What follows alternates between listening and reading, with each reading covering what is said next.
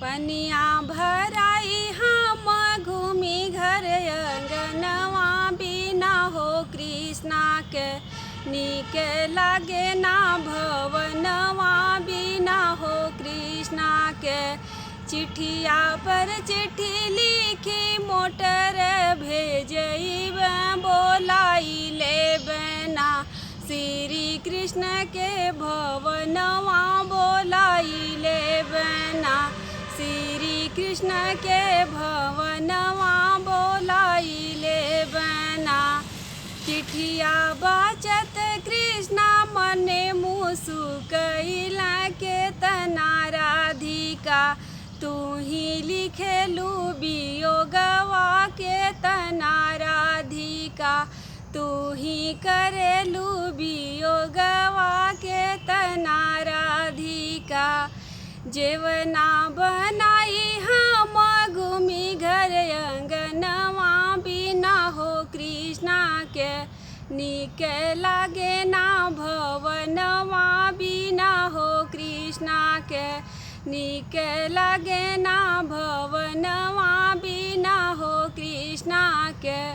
चिट्ठिया पर चिट्ठी लिखी मोटर भेजइब बोलाई लेबना श्री कृष्ण के भवनवा बोलाई लेबना श्री कृष्ण के भवनवा बोलाई लेबना। चिट्ठिया बाचत कृष्णा मने मुसुकइला के तना राधिका तू ही करेलू वियोगवा के तना राधिका तू ही लिखेलू वियोगवा के तना राधिका। खेलत कूदत हम घूमी घर अंगनवा बिना हो कृष्णा के नीक लागे ना भवनवा बिना हो कृष्णा के नीक लागे ना भवनवा बिना हो कृष्णा के।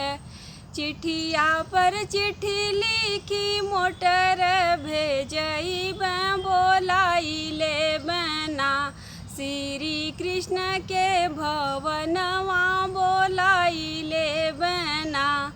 चिट्ठिया बाचत कृष्णा मने मुसुकइला के तना राधिका तू ही लिखेलू वियोगवा के तना राधिका तू ही करेलू वियोगवा